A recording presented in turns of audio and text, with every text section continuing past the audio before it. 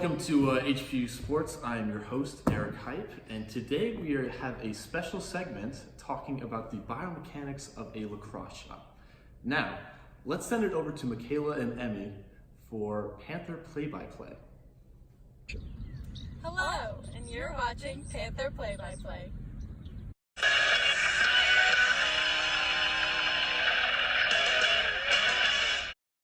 I'm Michaela Labby. And I'm Emmy Tcash, and on this special edition, we'll be analyzing the biomechanics of two lacrosse shots. Here with us today, we have Eric Hype, the star of the men's High Point University Club lacrosse team. Yeah, and I'm going to be going through two of the more common lacrosse shots in the game of lacrosse. So the first one is known as a overhand shot, and that's when the player's going to come down right overhand. And the second one is going to be sidearm, going to be known as sidearm, and that's when it's coming from this way. Eric will now perform an overhand lacrosse shot. Eric will now perform a sidearm lacrosse shot. Now, let's compare the two in slow motion. There are 5 components of a lacrosse shot, which are drive leg contact, lead leg contact, top arm max flexion, ball release, and top arm max extension. We will break down each of these components. First, the player begins with a couple of steps used to gain momentum. As seen in the side-by-side image, the drive leg will plant and then is used to push the individual forward. Next, the lead leg will take a long step before making contact with the ground. This maximizes the amount of acceleration from the drive leg. The lead leg makes contact with the ground and stops the horizontal movement abruptly. The lead leg is responsible for changing linear motion into rotational motion. Rotation begins at the hips, then goes to the lumbar region of the spine, which then goes to the thoracic and shoulders to finish the rotation. In this phase, the top hand is the hand on the top of the stick, pushing the motion of the lacrosse shot forward. As you can see, the elbow is away from the body and flexed at approximately 90 degrees. The main difference between overhand and sidearm shots is the point at which the ball leaves the stick. The overhand release happens in the sagittal plane, moving north to south, while the sidearm shot happens in the transverse plane, occurring east to west. The ball release in the overhand shot is parallel with the body, unlike the sidearm shot, which is perpendicular with the body. During top arm max extension, also known as the follow-through, the top arm is extended fully due to the bottom hand pulling the shaft away from the body, which in turn is pulling the arm with it to cause shoulder rotation to complete the shot. Now we will discuss the muscle groups activated in the motion of a lacrosse shot. The latissimus dorsi, the teres major, the deltoids are all prime upper body movers in this movement, along with the rotator cuff, which is always important to have healthy shoulders when going through the movement. Along with that, included is the triceps, the biceps, and the wrist flexors assist in this movement, and all these muscles work together to rotate the arm during the acceleration and deceleration phases of shooting. The rectus abdominis, the transverse abdominis, the external oblique, as well as the internal oblique, and the erector spinae muscles in the back are all core muscles involved in the rotation and stability of the body during a lacrosse shot.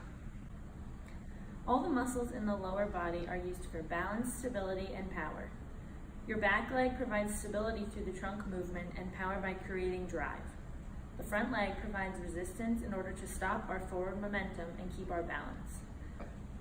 The glutes, quadriceps, hamstrings, calves, and hip flexors are all vital to increasing shot speed.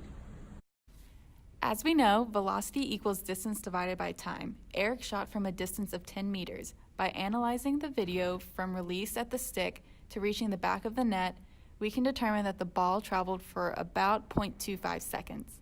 From this, we can calculate that the velocity of Eric's overhand shot is 40 meters per second, or roughly 90 miles per hour. Now for sidearm, we can determine that the ball took 0.3 seconds from release at the stick to reaching the back of the net. From this, we can calculate that the velocity of Eric's sidearm shot is 33.33 meters per second, or roughly 75 miles per hour, which is slightly slower than the overhand shot. Another comparison that can be made is flight path of the ball after it breaks contact from the head of the stick. The flight path of an overhand shot begins at a greater height and is angled more towards the ground, while the sidearm is more parallel with the ground because the path of the ball begins at a lesser height. One of the disadvantages of the sidearm shot is that the ball needs a clear flight path to reach the net. In contrast, the overhand shot has the ability for the flight path of the ball to surpass obstacles such as other players. We then had Eric perform accuracy tests for both the overhand and sidearm shots. He shot 5 times for each type of lacrosse shot, and now we will compare the results. Based on the data collected, you can see that Eric made 4 out of 5 of the overhand shots and 3 out of 5 of the sidearm shots. For Eric, it seems that overhand shot is a better choice. This is not true for everyone, however. Preference and experience are 2 of the factors that may contribute to these findings. The results we collected from the 2 different types of shots were not significantly different enough to make any definite conclusions about which shot is best.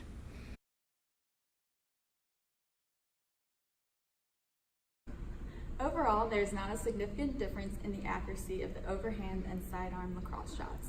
However, key differences between the 2 shots are velocity and flight path. As mentioned earlier, the velocity of the overhand shot was 40 meters per second and the sidearm shot was 33.33 meters per second. This is a significant difference. Also, flight path of the ball plays a big role in the effectiveness of the shot. Due to the potential obstruction of the field with the sidearm shot, the overhand shot is more effective in terms of flight path.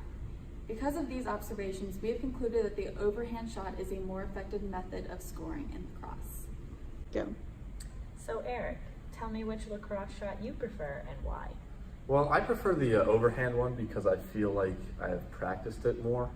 And I was always taught by my coaches to shoot overhand. You know, they really drill you to, shoot overhand because, it's less likely to miss the target if you're going overhand because it's, a clear plane. And the goalies have a harder time tracking the overhand shot as opposed to sidearm because, sidearm, you can't really move it up or down, you just side to side. Wow, how extraordinary. Now we're about to go over to the men's locker room and talk with a couple of the players on the D1 men's lacrosse team. And we're gonna ask them which shot they prefer and why they like it. Chris Young, tackman, redshirt senior. My favorite shot is overhand because it hides the stick well and they don't really know where the ball's going. Cheeky, number 20, junior attackman, and I'd say I like shooting sidearm because I think I shoot faster. Zimmerman, junior midfielder. I prefer shooting sidearm because I can hide my stick and I can shoot it a little harder. It's a good one. Trey Smith, freshman midfielder. I shoot overhand because I get yelled at if I shoot sidearm. My name is Colin Clothier. I'm a sophomore midfielder, and I shoot overhand because I like to change planes. I'm Griff Caligari, senior long stick midfielder. I like to shoot sidearm because I have too much whip on my stick to shoot overhand. My name is Tyler Stinson. I'm a sophomore attackman, and I prefer an overhand shot because I think I have more options with where to place the ball.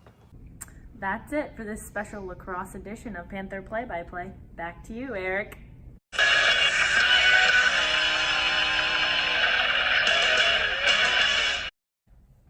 Wow, how insightful. And that's it for our special edition of HPU Sports. Thanks for tuning in. My name is Eric Hype, and have a great day.